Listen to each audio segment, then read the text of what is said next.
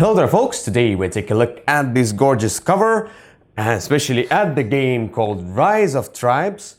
It's on Kickstarter right now. It's going to be published by Breaking Games and the designer is Brad Brooks. The game takes place in ancient prehistoric times where you're leading one of the tribes and you try to grow, to move, to evolve, develop and get 15 points. So let's get those 15 points, shall we? First of all, I want to mention that these are the prototype components. You're going to see the final version probably on the Kickstarter page and later on when you receive the full production copy. Now, Rise of Tribes is played over the course of several rounds until one player reaches 15 points. Then he will win the game. That's it. You're gonna gather resources, you're gonna get some technology cards, achievement cards, and you're gonna build villages in order to get those points.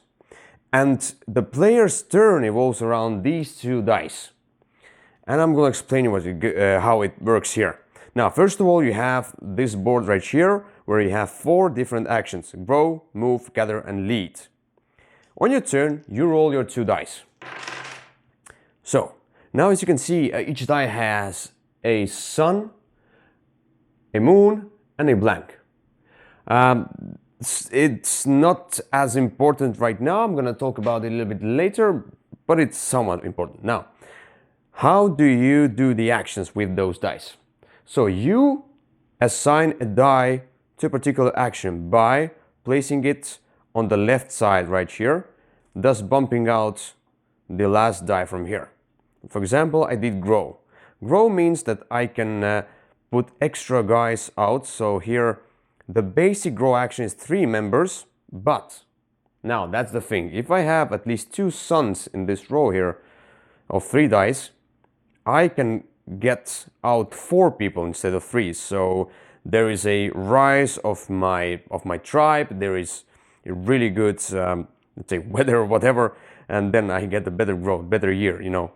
But if there would have been 2 moons, or at least 2 moons here, then I would get less people out because it's a bad time for the tribe.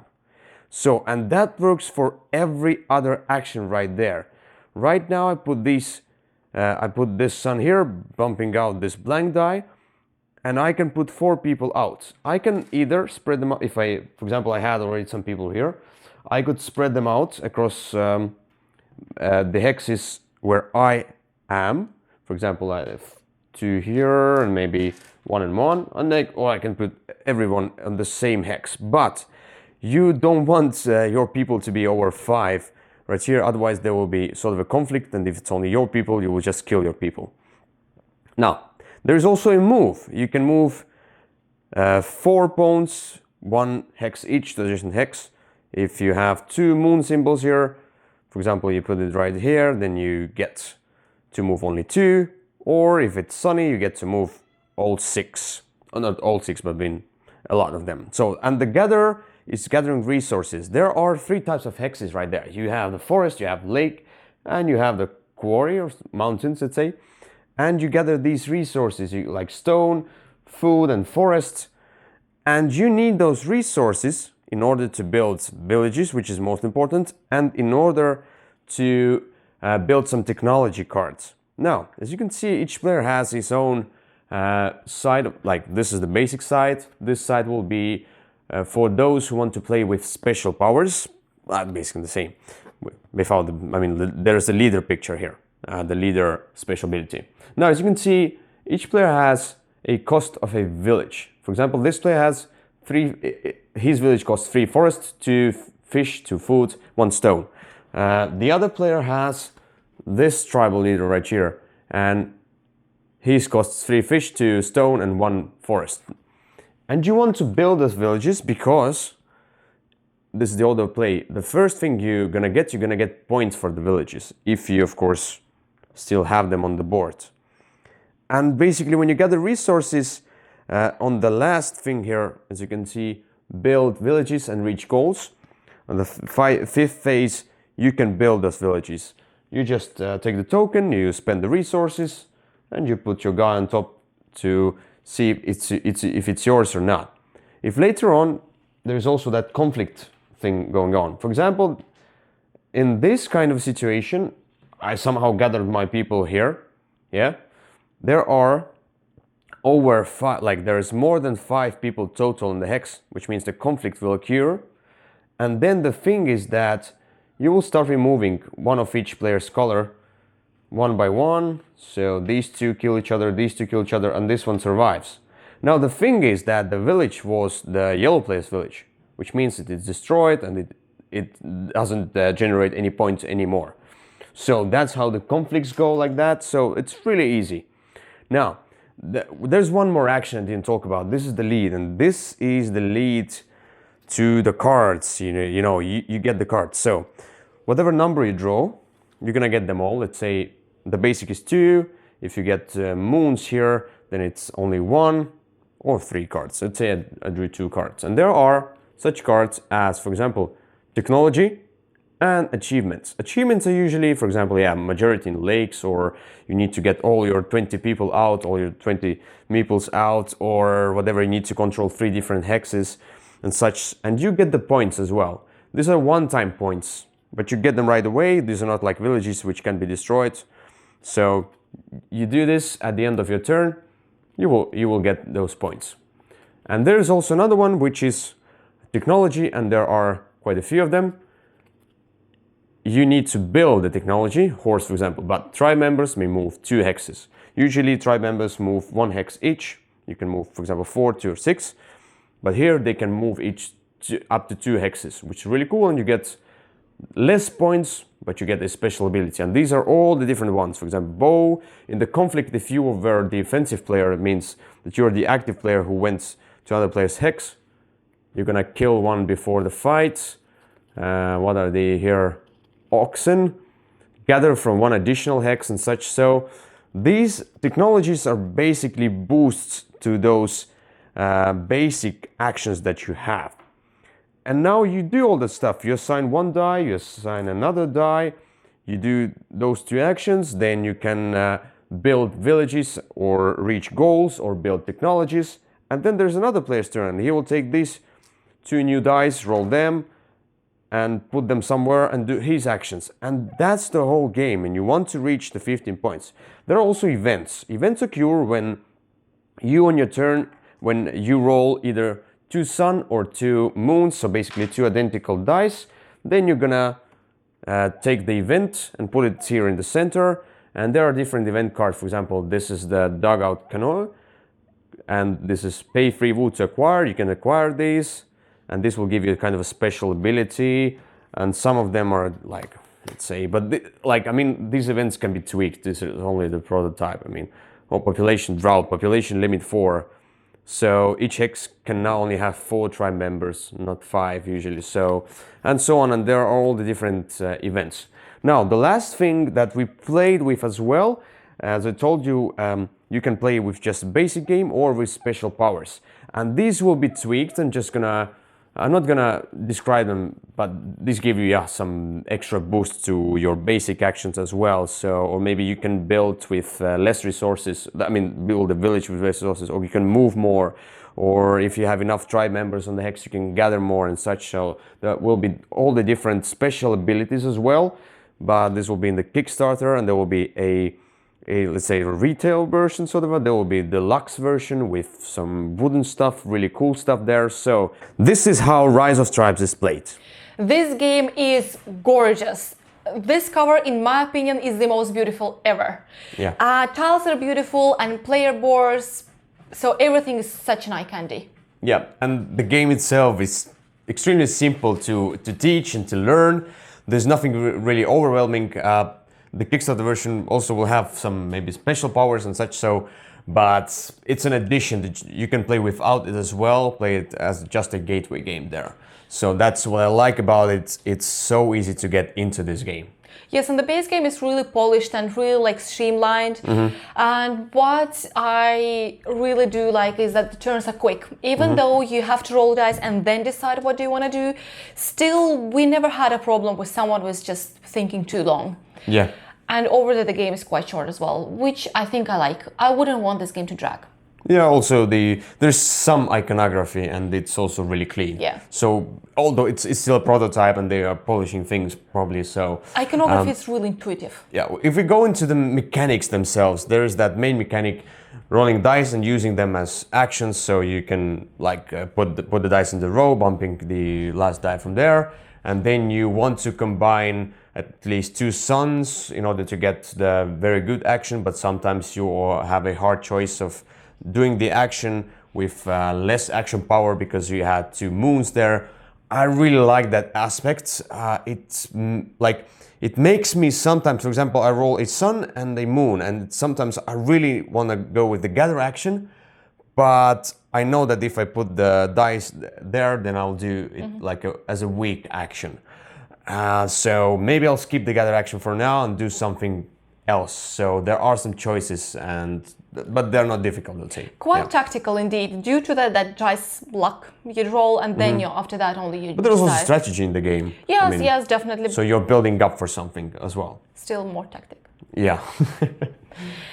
So in this game, what I really like are the goal cards. These are either achievements, which just give you some points for achieving something. The technology cards, these usually boost your actions in future. These are super useful, especially in the beginning of the game. Yeah. And so yeah, here that's you what I really like. can go like towards the strategy. You want to go want to focus more on achievements or perhaps more on technologies. Or villages, as well, so you get most points of village. And I like how technologies boost the available actions, which means that you are not trying to learn new things all the time. It's still the same, but it's just better, and you feel like you're getting better in those actions. Yeah, and that slightly like mitigates the dice luck as well. So even if you rolled like two moons, you still, because of you had like certain technology, still get like pretty much the normal action. Yeah, I see that. Although there is like the luck of the dice and the card draw here with this lead action, you get the cards. So it bothers me a little because sometimes I might have a bad day and just roll moons all the time and just get moons all the time because the other players have some actions, and now I have every choice I have is a weak action choice. So. And it bothers me a little, although this game is fast, there's nothing really bad about it, but it's just something that I would want to have, like maybe a mitigation, maybe like you can pay one of each resources in order to reroll one die or something like that. It should be rather expensive thing, because if you can reroll dice all the time, then basically all you're gonna do is sun actions, those major actions. But I mean, there should be something that mitigates, like once per turn I can spend the resources and reroll dice. So it can be frustrating for some. For people like Ilya.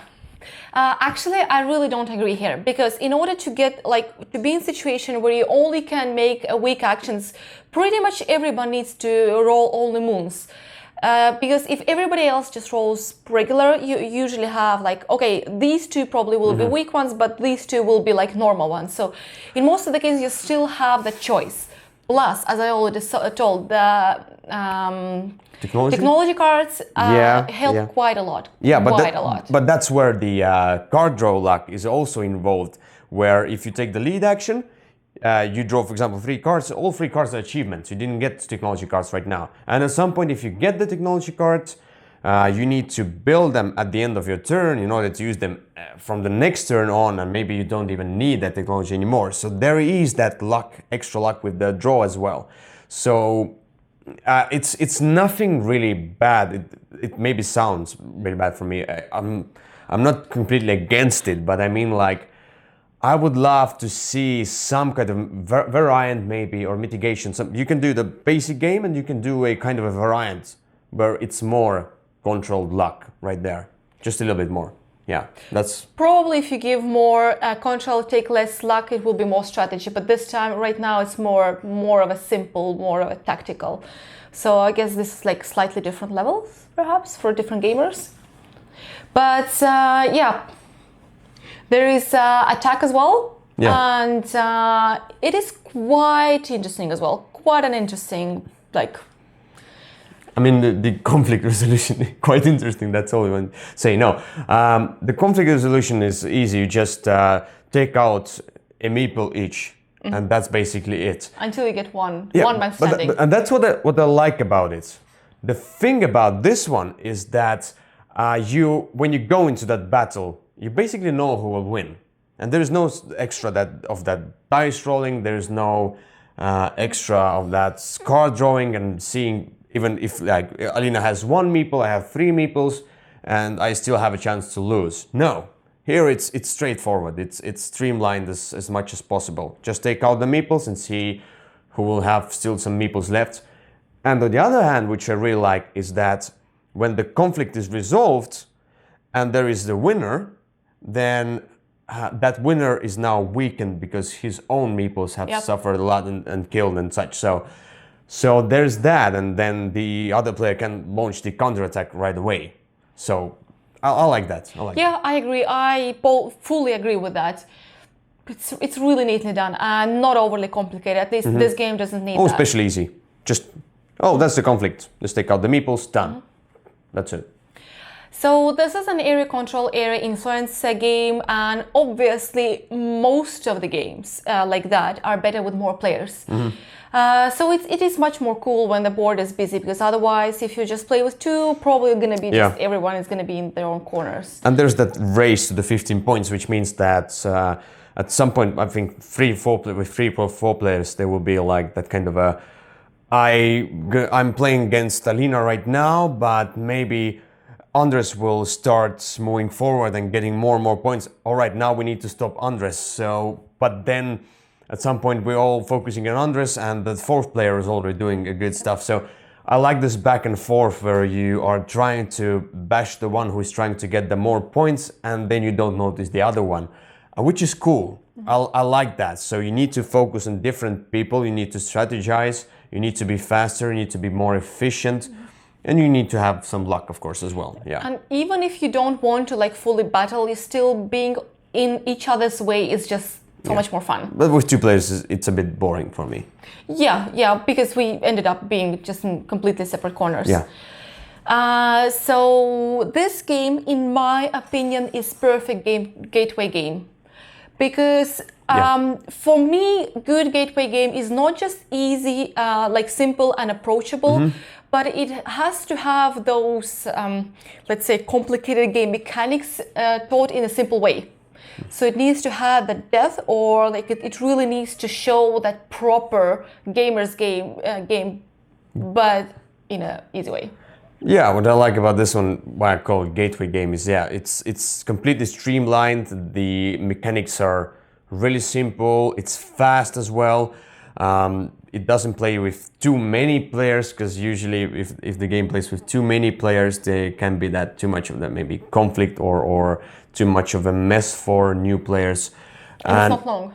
And that's what I told you, it's long, and the art is gorgeous. Yeah, that's which important. attracts players to this game, which is a big plus for this game. So yeah, overall, this is Rise of Tribes, and I honestly like this game. I like this game as a sort of an entry game, as a gateway game, as even the lazy evening game. With like we're gonna get out some drinks, maybe some snacks, and there is 4 of us. We don't want to play a long game, but we still want to get that kind of a interaction between us. We're gonna get Rise of Stripes, and if it gets this kind of a full production component thing there, and with maybe the deluxe version as well, I think it will be really cool. We really want to have the deluxe version. Yeah, that would be cool to have it. Yeah. So you like it as well? Absolutely. That's an amazing game. A really good one. Yeah. So thank you for watching. We see you another time. Bye bye.